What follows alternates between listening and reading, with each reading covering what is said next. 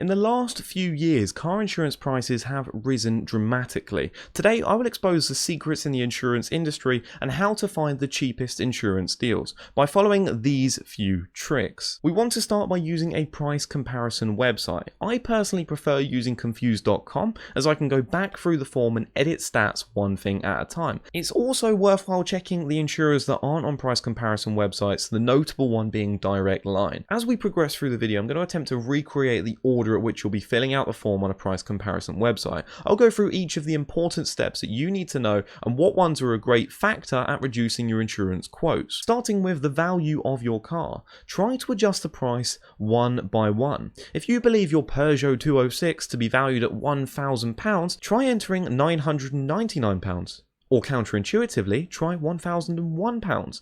This is not lying about the value of the car, but could change the overall amount because of the bandings that this pricing is in. Security features are an important addition as well.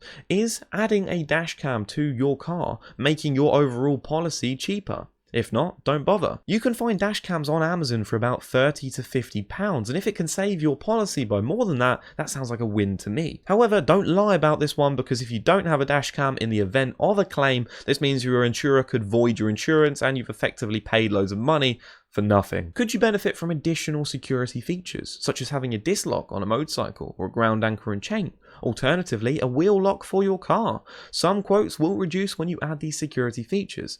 I personally prefer not to include them in my insurer's policy. This is because whilst it can save me some money on the quote, I'd rather have the peace of mind knowing that if I forget to put a wheel lock on, or if I've stopped to go to a cafe for 5 minutes, that if my car gets stolen during that time period, that the insurer is not going to avoid the claim. Policy date is an interesting factor because it's been proved drivers are deemed riskier if they try to buy insurance closer to the date. Meaning if you're trying to buy insurance for tomorrow's date, you're deemed as riskier as a driver.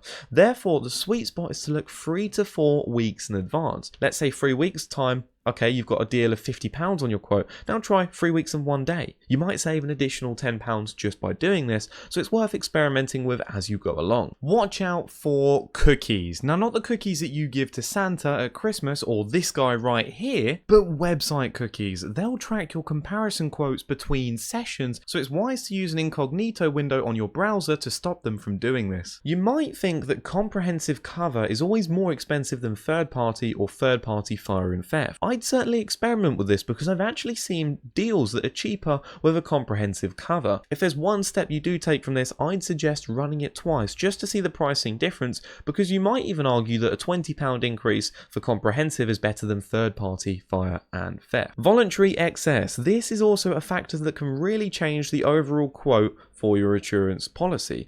You can actually go up or down with this one. Sometimes they deem it as less risky if you have a lower overall voluntary excess. At the same time, they could also say it's more risky if you have a lower overall excess.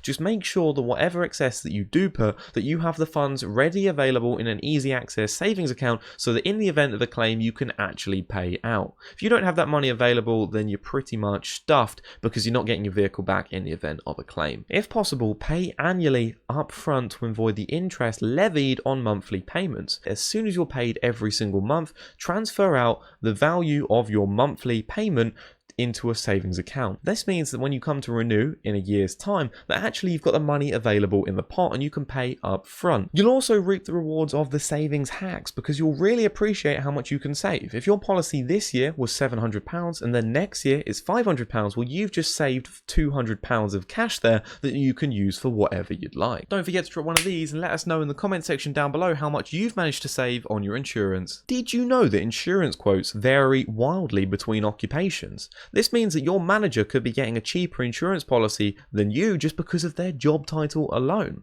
Fortunately, the MSE, or Money Saving Expert, has a fantastic website tool that you can use to make sure that you're getting a cheap quote on your policy. On their website, they allow you to put in your current car insurance value and your job title, and it'll be able to show you alternatives in this industry on what you could go for. If you're an office administrator, And actually, you could also be described as an administration clerk, or you can save 5% on your policy just by having a varying job title. Play around with this, but don't lie because that is fraud. Adding an extra driver to your policy can actually drastically change the value of your insurance quote, even if you're an experienced driver. Consider testing extra drivers and adding them to your policy. Only add people that are older and more responsible than you.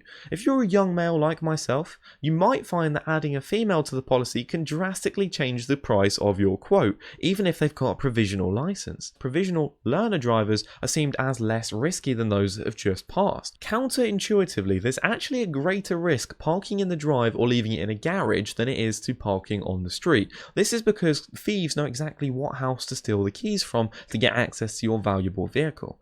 On the other hand, parking it in a garage gives them an alternative location where they can do a majority of the stealing out of sight from the public and can likely get away with it. Oh, and the other big reason is that people can't park in a garage without scuffing their car. However, the best solution is to buy a car that no one wants to steal. I did this with a motorcycle, ratted it out, meaning I ripped off all of the parts off of it, and it was a piece of junk. I left this in a town, in a very dodgy town I might add, overnight, and to my dismay it was still there in the morning, even though 4 bikes in that area had been stolen that exact night. I was gutted to see it was still there because it was honestly a burden at that point. It might be tempting to say things that aren't what you're going to be doing, such as the way the car is used for travel. If you're saying it's for only social, domestic and pleasure, and then you have an accident on the way to work, then it gives the insurer a chance to void your claim. Again, play around with the annual mileage as well. If you think you'll do 4,000 miles, try 3,999 miles. Also try 4,001 miles.